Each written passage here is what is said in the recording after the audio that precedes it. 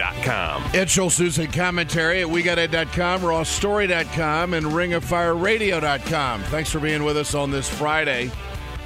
Started this production talking about Donald Trump, the crowds in Alabama. I think the question is, what's going to happen to change this momentum that Trump has got right now? For more on that, let's turn to Jonathan Alter, MSNBC political analyst and columnist for the Daily Beast. Jonathan, good to have you back with us. Good to be here, Ed. Your thoughts on where Trump is right now? I mean, obviously the Republicans have got a stronghold in the South. He's going to get a huge crowd tonight down in Mobile, Alabama. But looking into your crystal ball, what's going to have to happen to change this momentum that clearly isn't paralleled by any of the other Republican candidates right now?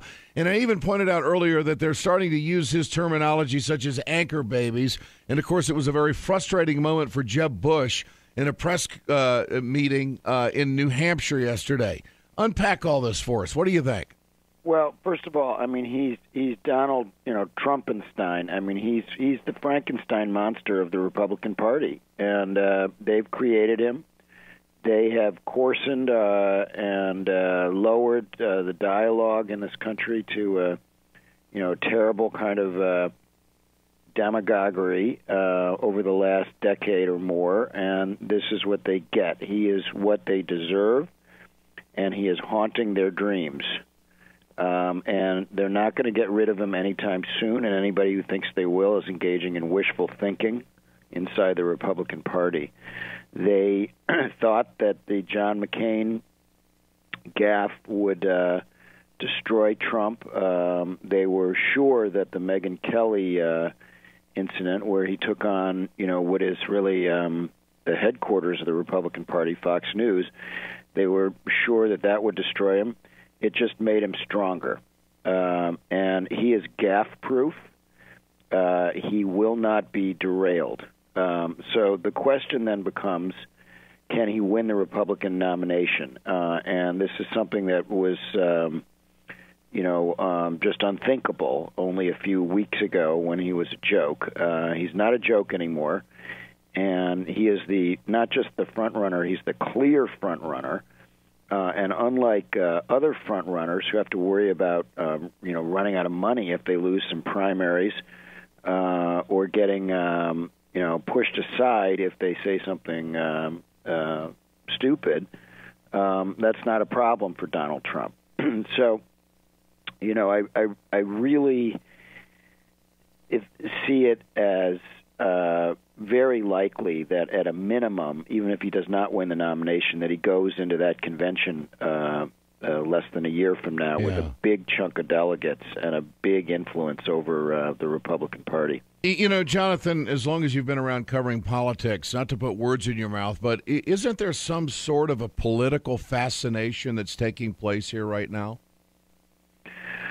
Well, yeah. I mean, there's he's not a fresh figure, but there's there's definitely a fascination because it's just so kind of out of right field, to have this kind of embodiment of the fusion of entertainment and politics in our country. We've always known that Washington was Hollywood for ugly people, as they say, that there were these links between Washington and Hollywood and Washington and the world of celebrity. But we never really quite have seen it like this. Ronald Reagan was not really a good example. He was governor of California for 8 years.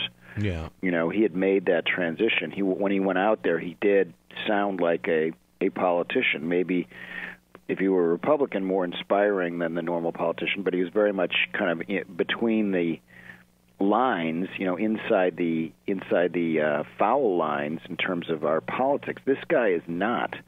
And so I do think that it is, for Democrats, it's like watching a car crash. And I guess for Republicans it is as well, except it's their car, and they really don't know and have any sense of what's going to happen. I did hear from a Republican strategist yesterday something that I thought made some sense, which is that while the PACs that are associated with other Republican candidates will not go after Trump, the billionaires are so afraid of Trump. The the establishment of the Republican Party is so afraid of Trump that they might create a new PAC, which is dedicated to just trying to take him down. And then the question will be, will Trump spend any of his fortune to defend himself, or will he just stick with free media, with his dominance of the news cycle? Well, I mean, you look at his media situation. I mean, he kills ratings on Meet the Press on Sunday. He killed ratings again with CNN with the hour-long special that Cuomo did the other night at 9 o'clock Eastern. I mean, wherever Trump goes, he's getting ratings. I mean, right. And let's face it, the television networks, they want viewers. They want ratings. I mean, what turns that? So this is eventually, like any show, your ratings can go down if people get tired of your act. So that's something that could happen to him, and why he probably should be a little less promiscuous in the media. But there's one other thing here that's really working for him, which is because the ratings are so high, these anchors are reluctant to really go after Trump because, first of all, they saw what happened with Megyn Kelly, and Trump's people descended on her like a lynch mob, online, and so so take somebody like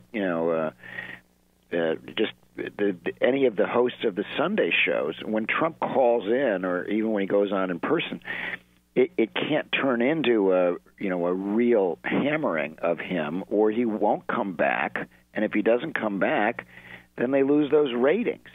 So he, at least for now, is kind of guaranteed not to get cuffed around that much when he does these interviews. So who is a lot to answer for? So who is the journalist today that has the platform that could put Trump in his place? Well, I don't see it happening. I really don't. I mean, the thing is, he is a very experienced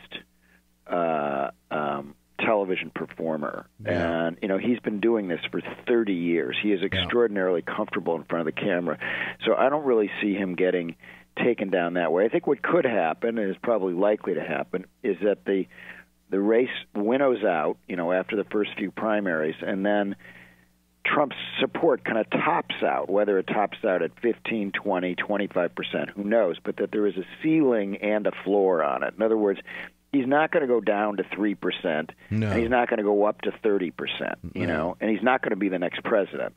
So there are a lot of people who detest this guy in both parties, and we don't want to get ahead of ourselves, but it is possible that he could take over the Republican Party. And people like Matthew Dowd, who was Bush's pollster, a very smart analyst for ABC News, he believes that there is now a reasonable chance. It's hard to say how good a chance, but a chance that Donald Trump will be the Republican nominee for president.